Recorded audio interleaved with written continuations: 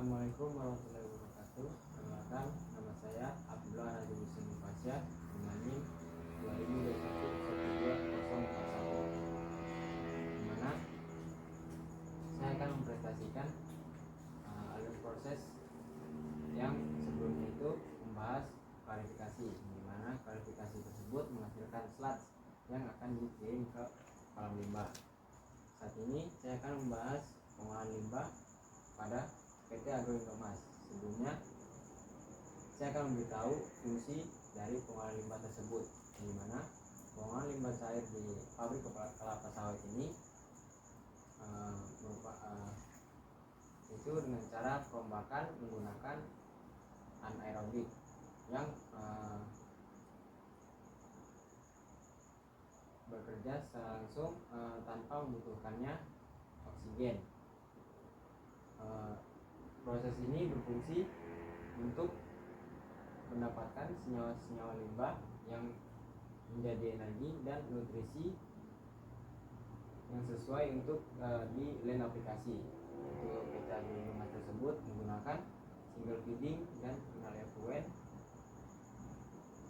diaplikasikan ke lahan yang kandungannya masih tinggi akan pupuk dan nutrisi yang sesuai standar di line aplikasi. Berikutnya saya akan membuat alur proses pada kolam limbah tersebut.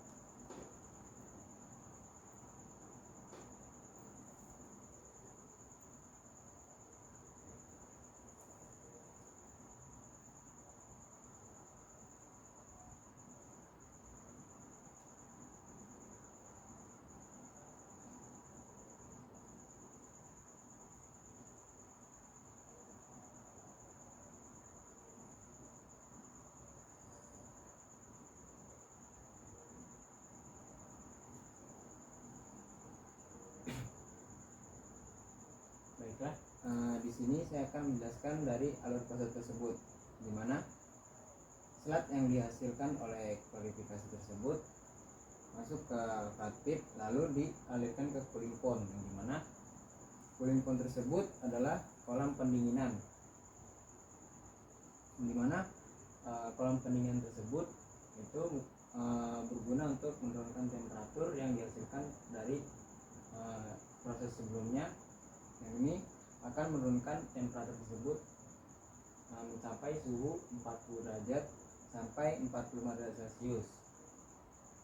Juga memastikan agar bakteri pada kolam pendinginan tersebut tidak mati dengan menggunakan dilatasi waktu yaitu selama 30 hari dengan luas kolam tersebut yaitu 75 meter untuk panjang, lebar 19 meter, dengan kedalaman itu 4 meter. Lalu untuk kandungan BOD yang dikirim dari limbah cair yang dikirim dari flat feed ke cooling pond ini kurang lebih itu berkisar di 30.000 ppm. Selanjutnya dari kolam pendinginan tersebut limbah masuk ke kolam anaerobik, di mana kolam tersebut itu berfungsi untuk merendahkan kandungan dari organik yang secara lebih aman untuk secara lingkungan dengan menggunakan anaerobik, yaitu artinya tanpa menggunakan oksigen. Lalu pada kolam anaerobik ini kandungan BOD itu berada di sekitar 3.500 ppm. Dengan sistem dari anaerobik ini tanpa membutuhkan adanya oksigen, itu membantu untuk penguraian limbah organik atau kandungan organik yang ada pada kolam tersebut untuk menjadi lebih aman secara lingkungan. Selanjutnya untuk suhu di kolam anaerobik itu berada di temperatur 30 derajat Celcius. Lalu untuk luas dari kolam tersebut yaitu dengan panjang 215 meter dikali lebar 19 meter dengan kedalaman 4 meter. Lalu retensi waktu yang digunakan pada kolam anaerobik tersebut yaitu selama 21 hari. Jadi pada kolam pertama itu melakukan retensi selama 21 hari untuk melanjutkan ke kolam berikutnya. Begitu juga seterusnya sampai pada kolam aerobik kandungan BOD itu berkisar di 600 sampai 400 ppm. Di sini yang membedakannya itu adalah kolam aerobik ini sudah menggunakan bantuan dari oksigen tersebut. Lalu mendapatkan tambahan dari menggunakan alat yang bernama aerator untuk membantu mensirkulasikan oksigen dalam kolam, dimana ini berfungsi untuk penguraian limbah organik yang lebih efisien dengan dibantu mikroorganisme yang berada di pada kolam aerobik. Untuk suhu pada kolam aerobik ini sama dengan kolam sebelumnya, yaitu tetap di 30 derajat Celcius dengan menggunakan retensi waktu 21 hari. Juga luas kolam dari aerobik tersebut yaitu 215 meter untuk panjang, lebar 19 meter dikali kedalaman itu 4 meter.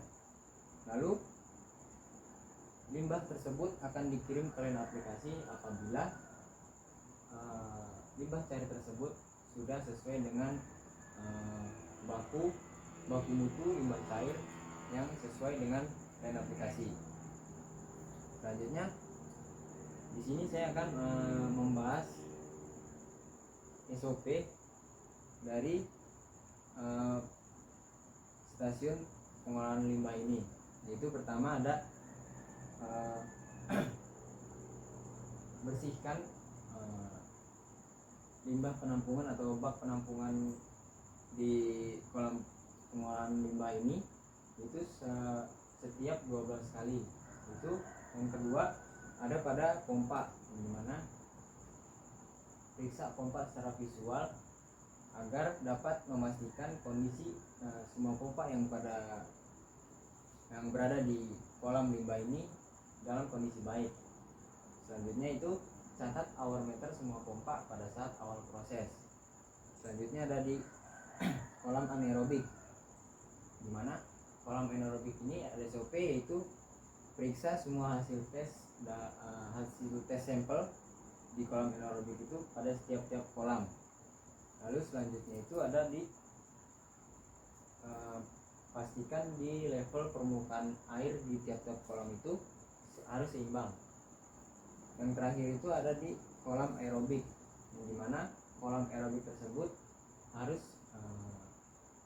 memeriksa kondisi secara visual itu pada alat aerator, di mana jika alat aerator itu terdapat kerusakan atau tidak berjalan secara optimal, maka proses sirkulasi udara dalam kolam tersebut dapat berjalan dengan tidak optimal. Yaitu makanya dari sebab itu di kolam aerobik ini harus dapat memastikan kondisi aerator tersebut dalam kondisi yang baik.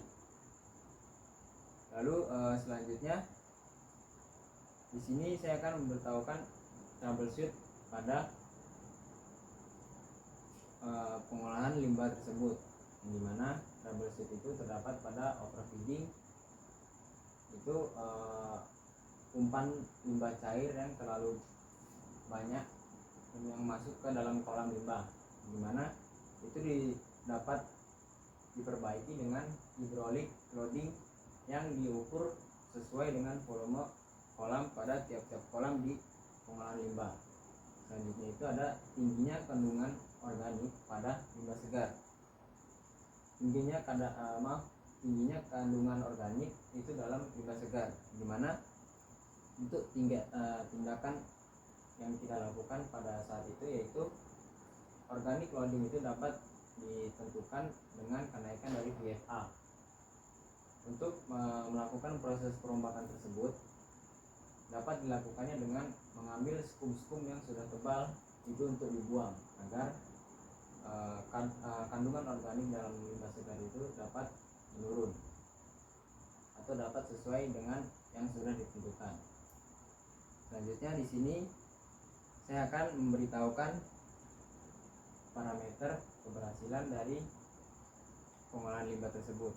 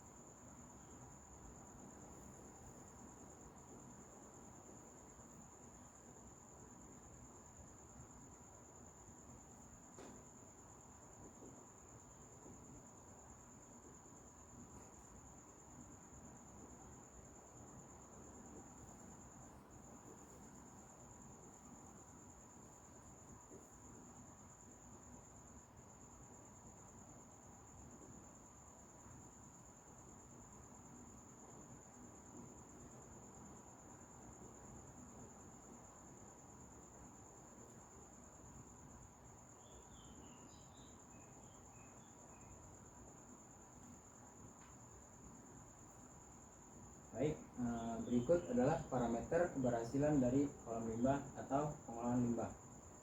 Untuk pH pada pengolahan limbah tersebut sebelum kita aplikasikan ke lahan itu ada baku mutu yang sesuai pada ketentuan pabrik, yang dimana yang pertama ada pH itu di 6 sampai 9. Untuk tingkat COD itu ada di 500 ppm. Selanjutnya ada BOD, ini adalah sebelumnya untuk COD ini adalah chemical oksigen demam. Untuk BOD tersebut adalah biological oksigen demam. Itu di tingkat 250 ppm. Untuk PSS ini adalah total solid sama dengan itu 300, NH3N itu 200 ppm. Untuk oil grass itu di 30 ppm. Ada juga untuk losis yang terjadi pada pengolahan limbah ini, yaitu persen oil loss in final effluent itu yaitu berkisar di 17% O/dm dan 0,42% pada TBS. Selanjutnya di sini saya akan membahas terkait K3 atau kemungkinan terjadinya kecelakaan pada stasiun pengolahan limbah, yang dimana kemungkinannya terjadi kecelakaan itu adalah licinnya area kolam limbah yang diakibatkan oleh limbah tersebut atau cairan limbah tersebut, dan dapat memungkinkan kita itu terjatuh pada di sekitaran area kolam limbah. Yang kedua itu rusaknya saluran pernapasan kita akibat dari gas-gas yang dihasilkan dari limbah cair tersebut pada tiap-tiap kolam yang berada di pengolahan limbah tersebut. Selanjutnya saya akan membahas APD dari stasiun pengolahan limbah, di mana APD tersebut ada helm safety, sepatu safety, sarung tangan safety, lalu ada masker, di mana untuk helm safety ini berfungsi sebagai pelindung area kepala dari terhindarnya kita akibat benturan-benturan yang terjadi di pengolahan limbah. Lalu untuk sarung tangan safety tersebut untuk menghindarinya kita bersentuhan langsung dengan benda-benda yang dapat melukai tangan kita.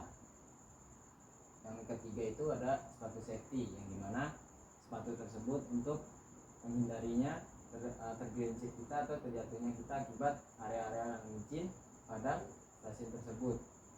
Yang keempat itu ada masker, di mana ini sangat penting bagi operator-operator yang ada di pengolahan limbah, di mana masker tersebut dapat melindungi kita dari terhirupnya gas-gas yang dihasilkan dari pengendapan pada kolam limbah tersebut. Baik, mungkin itu saja yang dapat saya presentasikan dari pengolahan limbah tersebut. Mungkin maaf dan kurangnya itu mohon maaf. Salah dan kurangnya itu mohon maaf.